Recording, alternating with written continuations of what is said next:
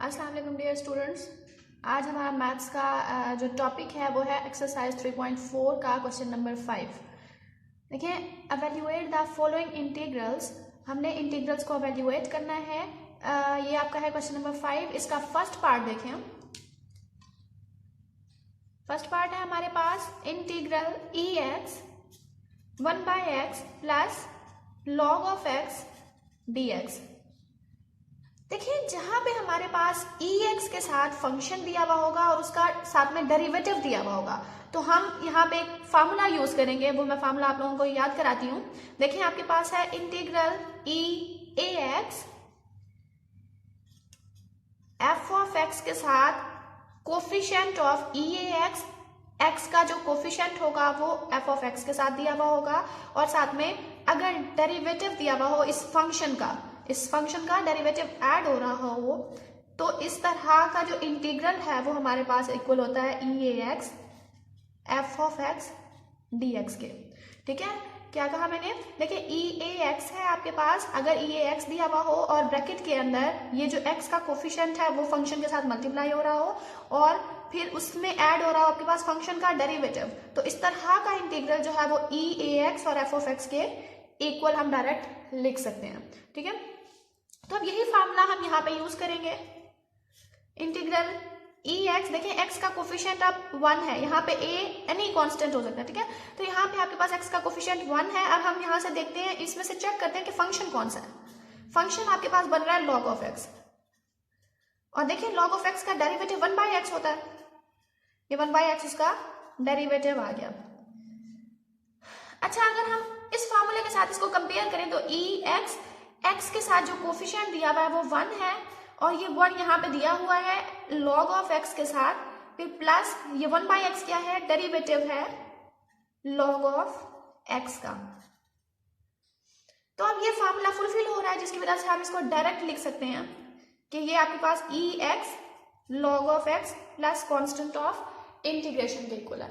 ठीक है, नेक्स्ट अब हम चलते हैं सेकेंड पार्ट पे। सेकेंड पार्ट देखिए, इंटीग्रल ई एक्स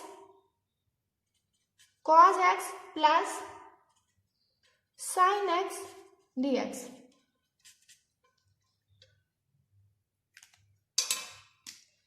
यहां पे भी हमने वही फार्मूला यूज करना है। क्यों? क्योंकि आपके पास ई एक्स दिया हुआ है और ब्रैकेट के अंदर एक फंक्शन है और दूसरा उसका डेरिवेटिव है ई एक्स। अब देखिए जरा गौर से, इन दोनों में से फंक्शन कौन सा है? अगर हम देखें तो ये फंक्शन है साइन ऑफ एक्स, और ये साइन ऑफ एक्स का डेरिवेटिव है which is cos of x. तो साइन ऑफ एक्स को पहले लिख ले, फिर plus cos of x d x. अब इसको फार्मूला फुलफिल करें। देखें, इंटीग्रल ई एक्स, अब ई एक्स का कोफिशिएंट 1 है, 1 साइन एक्स के साथ मौजूद है, फिर प्लस कॉस एक्स जो है वो साइन एक्स का डेरिवेटिव है, और इसको हमने लिख लिया derivative of sine x d x. यहां से आपके पास आंसर क्या आएगा? ई एक्स और फिर sine x plus constant of integration. Next है थर्ड पार्ट पे। थर्ड पार्ट है आपके पास ई 3x 3 sine x minus cos x divided by sine square x d x.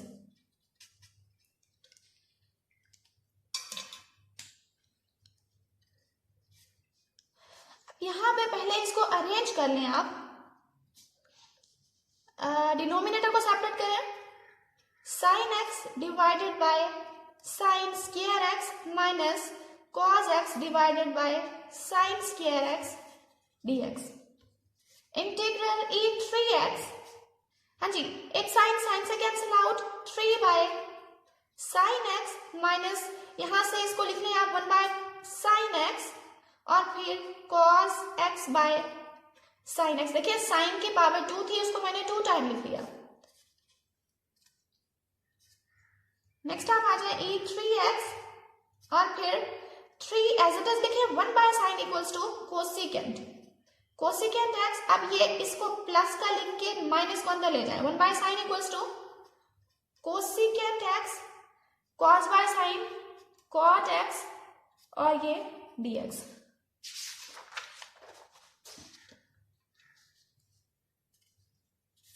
ये आ जाएगा ये 3x 3 cosecant x plus,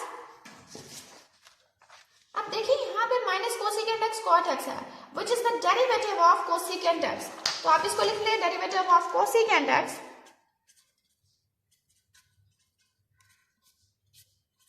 dx integral. देखिए अब ये e 3x है, x का कोफिशिएंट 3 है जो कि फंक्शन के साथ मौजूद है और फंक्शन के साथ जो ऐड हो रहा है वो उसका डेरिवेटिव है। ठीक है, तो ये हमारे पास फार्मूला फुलफिल हो रहा है जिसकी वजह से हम क्या करेंगे, यहाँ पे इंटीग्रल नहीं लगाएंगे। चले दोबारा मैं इसको लिख लेती हूँ 3 cosecant x plus derivative of cosecant x dx। अब यहाँ पे आप देखिए इंटीग्रल खत्म और e 3x cosecant x plus constant of integration आ जाएगा। नेक्स्ट आप आ जाएं फिफ्थ पार्ट पे, फोर्थ पार्ट करना है बेटा। फोर्थ पार्ट भी आपके पास बिल्कुल इसी तरीके से होना है, बल्कि अभी फोर्थ पार्ट किया, थर्ड पार्ट करना भूल गया हम। थर्ड पार्ट देखें, integral e(ax) a secant inverse of x plus 1 by x square root x square minus 1 dx।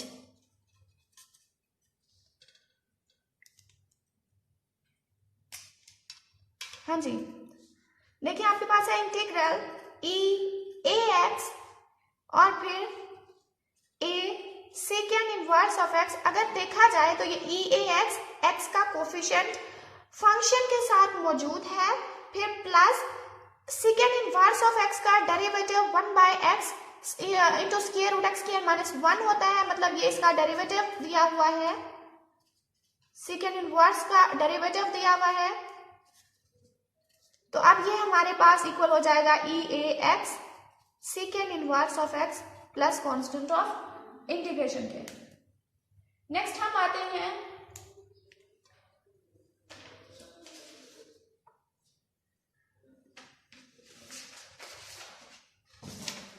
देखिए, ये आपके पास था फोर्थ पार्ट और अभी हमने थर्ड पार्ट किया है।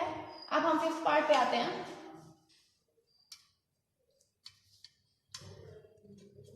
फिफ्थ पार्ट देखिए, e(2x minus sine x plus 2 cos x dx। इसमें फार्मूला लगाया है। देखिए हमारे पास फार्मूला है, फर्स्ट ऑफ ऑल तो इसको रीअरेंज कर लें। e(2x), हाँ जी, देखिए e(2x) आपके पास x का कोफिशिएंट जो है वो 2 है। इनमें से देखिए कोफिशिएंट किसके साथ मौजूद है, कोफिशिएंट cos x के साथ मौजूद है, तो हम इसका मतलब हमारे पास फंक्शन जो है वो cos x है, फिर plus minus sine x dx integral e(2x) two cos x plus, देखिए cos x का डेरिवेटिव माइनस साइन x होता है, जो कि हमारे पास यहाँ पे डेरिवेटिव कंप्लीट है, तो हम इसको लिख लेते हैं derivative of cos x dx। और ये इंटीग्रल आपके पास with the help of formula आ जाएगा e(2x cos x plus constant of integration. ठीक है, नेक्स्ट हम लास्ट पार्ट पे आते हैं, सिक्स पार्ट पे। सिक्स पार्ट है आपके पास integral x e(x) divided by 1 plus x का स्क्वायर dx।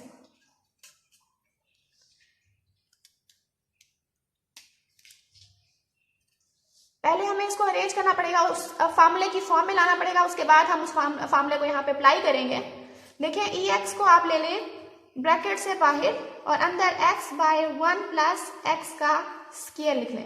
अब देखिए डिनोमिनेटर में आपके पास 1 प्लस x है, तो ऊपर 1 प्लस x को बनाने के लिए आप 1 को ऐड भी कर दें और सब्ट्रैक्ट भी कर दें।